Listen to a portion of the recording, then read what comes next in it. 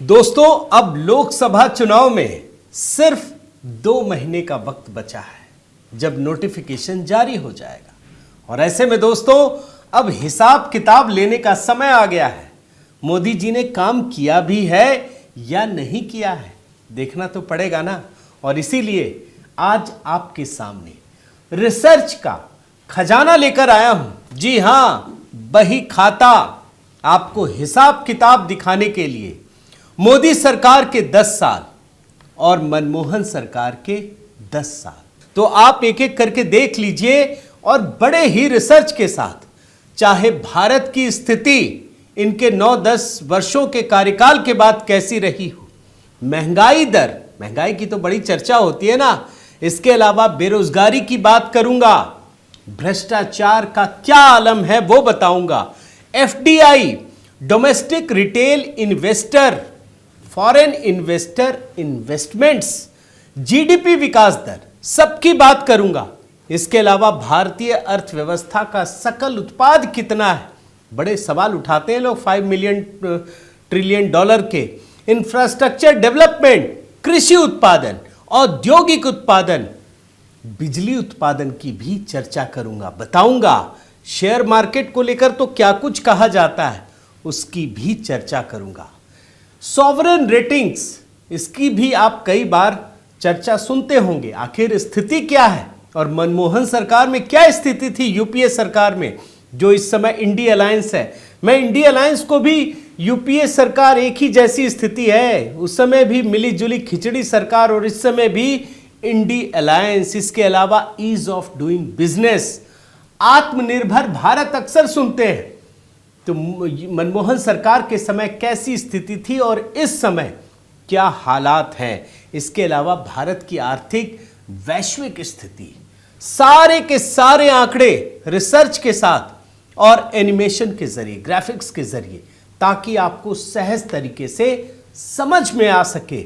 आज मैं इसी को डिकोड करूंगा और पूरा वीडियो देखिएगा ताकि आपको पता चल सके कि 2024 का जब आप मतदान करने जाएंगे अगले कुछ महीनों में, तो आपके सामने कौन सी चीज प्राथमिकता होनी चाहिए, यही डिकोड कर रहा हूं।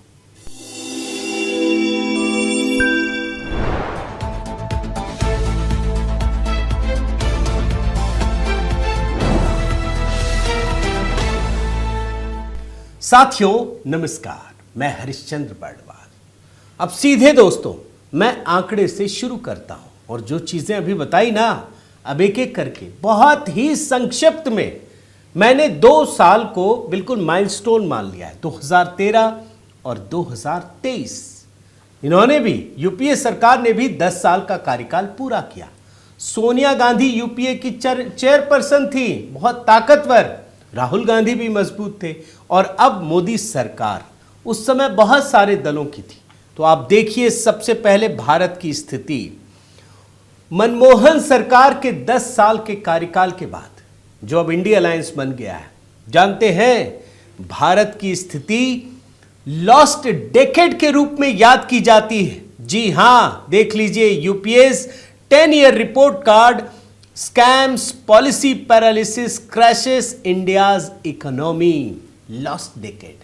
लेकिन आज जब मोदी सरकार है तो जितनी दुनिया की संस्था, आप देखिए ना, ये वर्ल्ड स्ट्रीट जर्नल, इसकी रिपोर्ट है, कभी भारत के बारे में अमेरिका अच्छी चीज नहीं सोच सकता, और हिंडनबर्ग और तमाम जॉर्ज सोरोस, तमाम लोग कभी भारत को ताकतवर नहीं समझ सकते, वो गोल्डन डेकेड बता रहे हैं।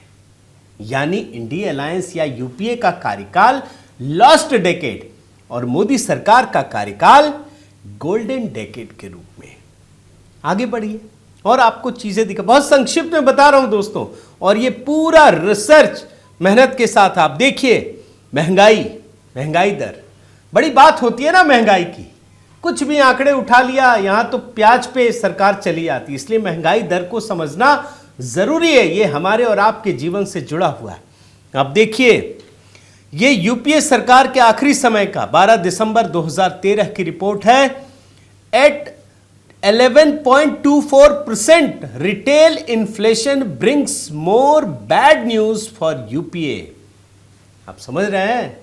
अब तक तो सरकार को पता चल गया था ना कि अब तो चुनाव आना है, तो जितना पैसा झोंक सकती थी झोंक देती, लेकिन उसके बाद भी 11.24% दुनिया में सबसे अधिक महंगाई दर। जी हां, यह भी समझ लीजिए, सिर्फ भारत में नहीं दुनिया में।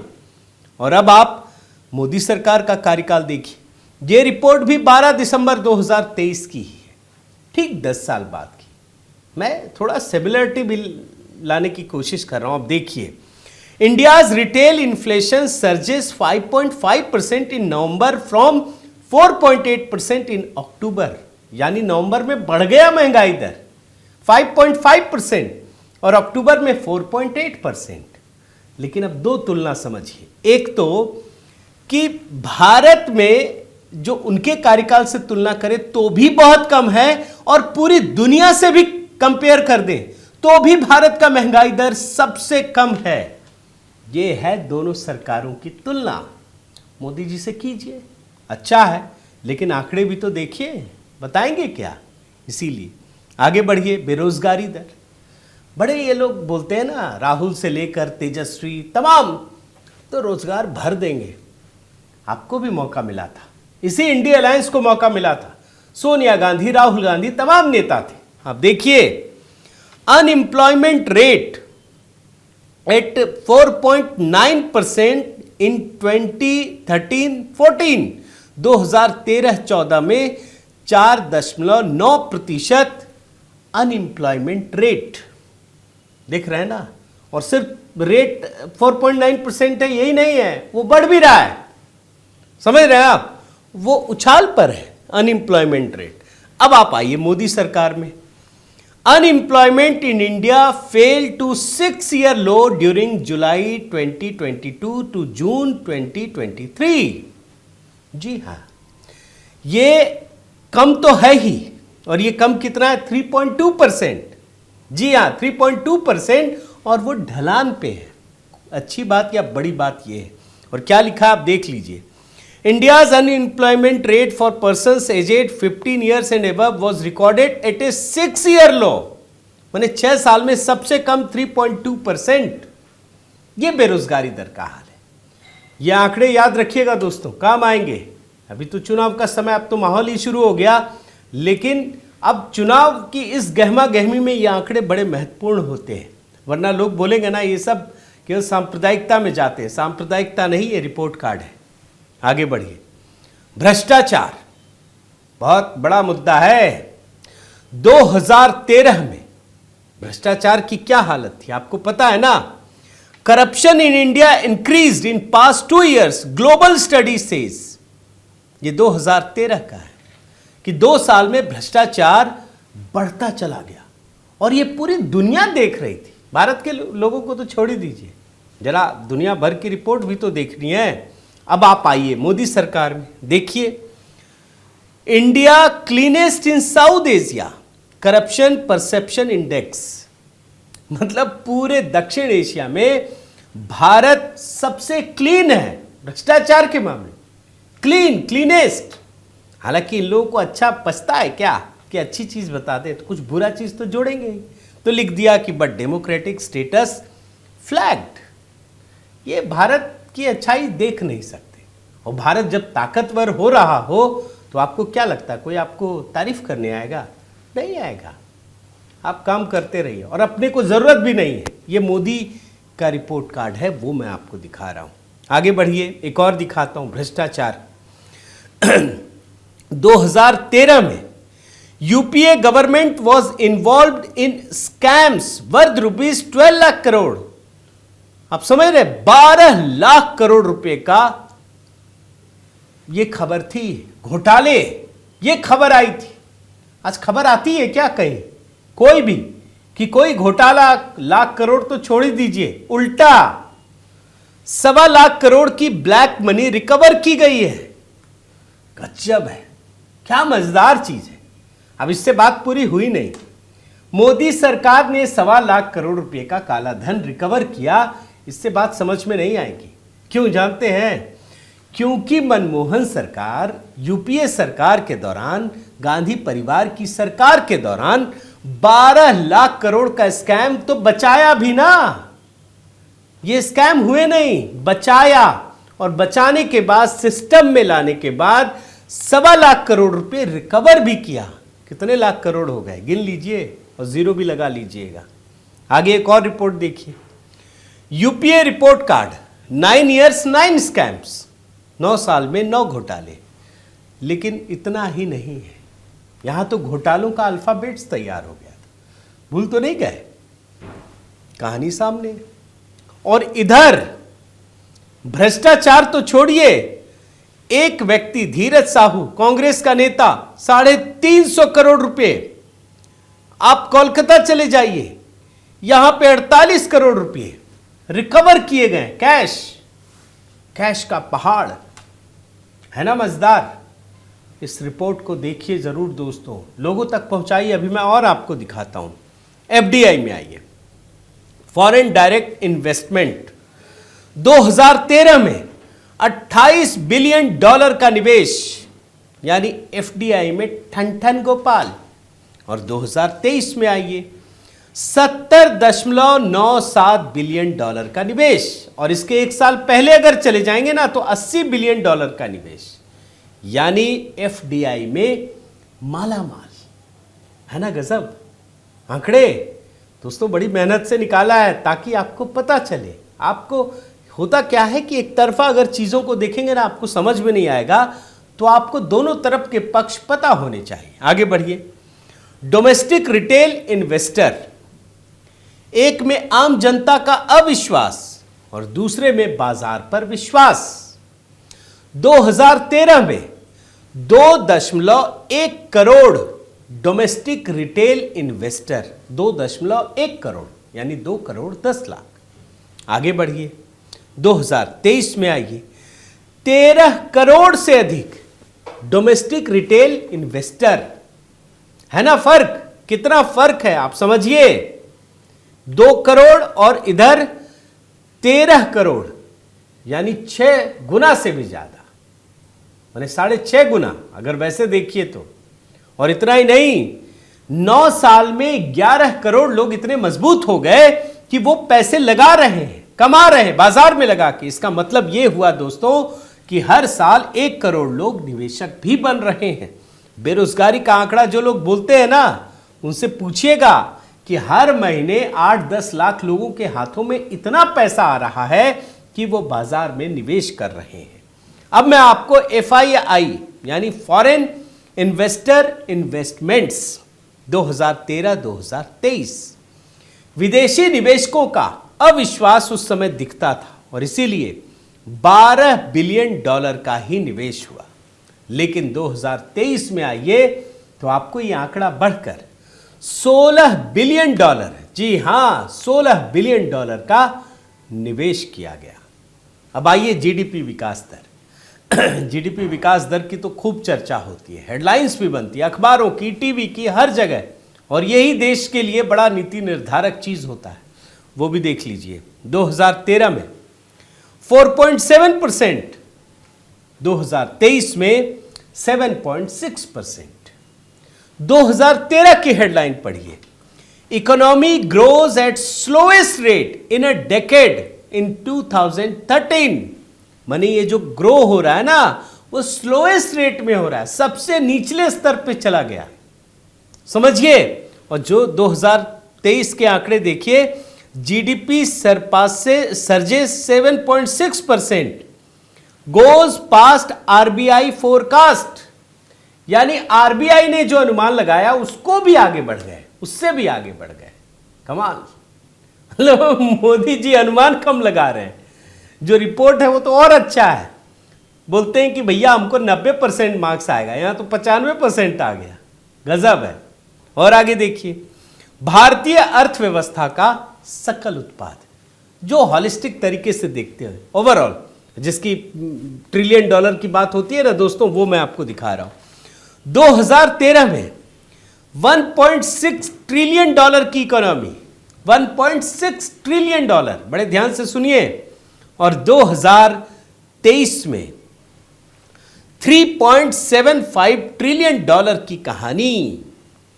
यानी इसका मतलब यह है कि 60-65 साल में भारत की अर्थव्यवस्था 1.6 ट्रिलियन की थी और अगले 9 साल में 3.75 ट्रिलियन यानी 2 गुने से भी अधिक। जो आप 60-65 साल में नहीं कर पाए वो मोदी जी ने 9 साल में कर दिया।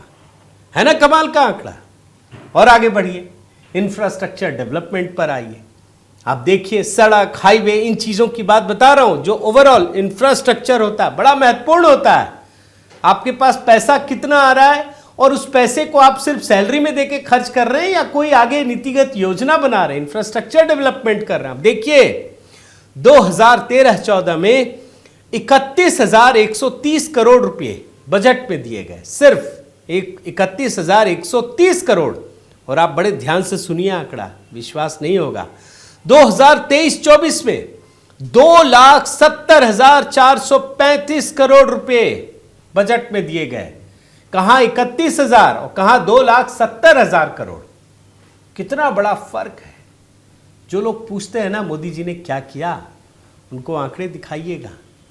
ये आंकड़े समझ में नहीं आएंगे। अब कुछ लोग तो आंख कान नाक बंद करके बैठे रहेंगे, अब उनको तो वैसे भी नहीं समझा पाएंगे। और आपको एक चीज और बताऊं कि इनमें से बहुत सारे प्रोजेक्ट तो वो हैं जो यूपीए सरकार ने शुरू किया नहीं, कुछ भी बंद कर दिया, पैसा नहीं दिया। ये मोदी जी ने पूरा किया। देख लीजिए, भूपेन हजारिका सेतु 2003 में, लेकिन मोदी जी ने खत्म किया। Bidar Kalaburagi rail line, Delhi Meerut expressway, ये सारे के सारे आप देख लीजिए यूपीए सरकार ने शुरू किया, पूरा नहीं किया। कर सकते थे, मंशा नहीं थी, पैसे नहीं थे, केवल घोटाला ही घोटाला।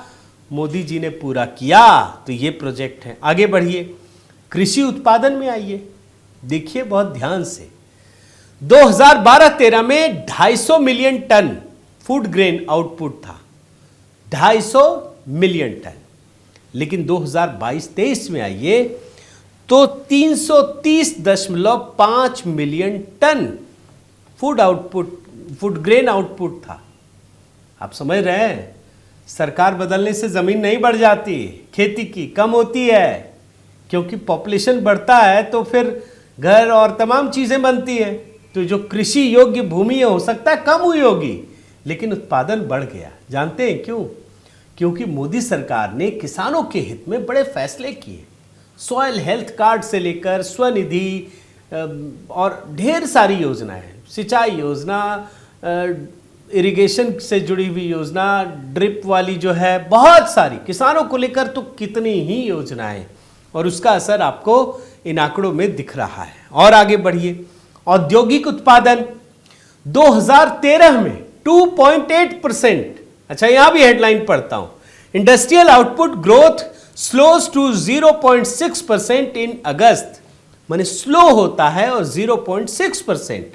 लेकिन 2023 में ये 4 गुना से भी अधिक, जी हां 11.7%। लेकिन कहानी इतनी नहीं है, बल्कि India's industrial production rises to 16 month high. मतलब उधर कम हो रहा है और कम ही होता जा रहा है, इधर ऊपर जा रहा है और ऊपर ही जाता जा रहा है, रिकॉर्ड बन रहा है। ये फर्क है। और इंडस्ट्री को लेकर सरकार ने बड़े काम किए, ये ध्यान रखिए, बहुत सारी सुविधाएं दी, उसका असर है ये। और आगे बढ़िए, आपको दिखाता हूं बिजली उत्पादन 2013 और 23 दोनों के आंकड़े। 2013 में 969.506 बिलियन यूनिट, यानी 969 बिलियन यूनिट अगर ओवरऑल देखें। और 2023 में 1624 बिलियन यूनिट। सरकार इसमें बड़ा काम कर रही है, बहुत ही अधिक, उसका असर दिख रहा है। और आगे बढ़िए, जब अच्छी सरकार होती है ना तो उसका असर शेयर मार्केट पर भी दिखता है। और इसीलिए मैं आपको यूपीए सरकार के दौरान जो अधिकतम सेंसेक्स के पॉइंट्स है वो दिखा रहा हूं। ये है 21,483, ये अधिकतम दिखा रहा हूं उसके कार्यकाल में। और अधिकतम कब आया था ये भी बता देता हूं, जब उस समय 2013 में छत्तीसगढ़, राजस्थान, मध्य प्रदेश के चुनाव हुए और तीनों ही जगह पे भारतीय जनता पार्टी की जीत हो गई, तो उस समय का यह आंकड़ा है। उसके बाद सेंसेक्स सबसे अधिक बढ़ा था, चढ़ा था, वो आंकड़ा है। लेकिन वो भी कितना, 21,483। लेकिन मोदी सरकार के समय अब तो रोज नए रिकॉर्ड बन रहे हैं ऊपर बढ़ने में, और अब तो 70,000 का पॉइंट भी पार कर गया है। आप सोचिए कितना गुना हो गया, मतलब 3.5 गुना से भी अधिक। आप समझ रहे हैं, ये है बाजार का हाल। और आगे बढ़िए, सॉवरेन रेटिंग्स 2013 और 2023 दोनों की कहानी पढ़ देता हूं। Fitch revises India's outlook to negative कर दिया। 2012 की ये रिपोर्ट है, मतलब जो उस कार्यकाल की जो दिख रही है, आप देख लीजिए। और 2023 में Fitch affirms India at outlook stable. जो आउटलुक दिया गया उस समय नेगेटिव था। अब मोदी जी ने क्या किया, नेगेटिव को खत्म किया, बराबर लाए, पॉजिटिव किया, वो स्टेबल है। खुशखबरी है आगे के लिए भी। और आगे बढ़िए, ईज ऑफ डूइंग बिजनेस 2014 में ईज ऑफ डूइंग बिजनेस की रिपोर्ट में भारत को 142वां स्थान था, लेकिन 2019 में यह घटकर 63वां स्थान हो गया। हालांकि मैं लेटेस्ट आंकड़ा ढूंढ रहा था दोस्तों, तो पता चला कि वर्ल्ड बैंक जो ये ईज ऑफ डूइंग बिजनेस का सालाना रिपोर्ट देता है, उसने 2019 के बाद कुछ प्रशासनिक कारणों से बंद कर दिया है। अब आत्मनिर्भर भारत की बात भी कर लेता हूं। आजकल ये खूब चल रहा, मोदी जी अक्सर बोलते हैं, उस समय भी बोलते होंगे कि हमको भैया आत्मनिर्भर बनना है, लेकिन बनते कितना थे वो भी देख लीजिए। मैं एक सिर्फ डिफेंस एक्सपोर्ट की बात कर रहा हूं, क्योंकि डिफेंस एक बहुत बड़ा सेक्टर है, जहां मतलब वहां अगर आत्मनिर्भरता नहीं है तो देश की स्थिति कहां जाती है आप जानते हैं। आप देखिए 2013-14 में 686 करोड़ का, मात्र 686 करोड़ का निर्यात, और 2022-23 में 16,000 करोड़ रुपए का निर्यात। यह है डिफेंस एक्सपोर्ट। समझ लीजिए आत्मनिर्भर भारत की गाड़ी कहां जा रही है और कितनी ऊंचाई पर छलांग मार रही है, कल्पना से भी परे। और आगे बढ़िए, भारत की आर्थिक वैश्विक स्थिति एक ओवरऑल मैं आपको दे रहा हूं कि भारत की स्थिति क्या है। 2013 में जब यूपीए सरकार का एंड हो रहा था ना, जानते हैं भारत के बारे में क्या कहा जाता था, fragile 5। India is one of the economies in world's fragile 5। सबसे बुरे में जो 5 हो सकते हैं उसमें भारत की गिनती होती थी। और आज India to remain 5th largest economy in 2023, यानी भारत दुनिया के 5 सबसे लार्जेस्ट इकोनॉमी में एक है। और सिर्फ लार्जेस्ट इकोनॉमी ही नहीं, फास्टेस्ट ग्रोइंग इकोनॉमी भी, टॉप 5 भी नहीं बल्कि टॉप कहिए इस लेवल पे। तो ये स्थिति है दोस्तों।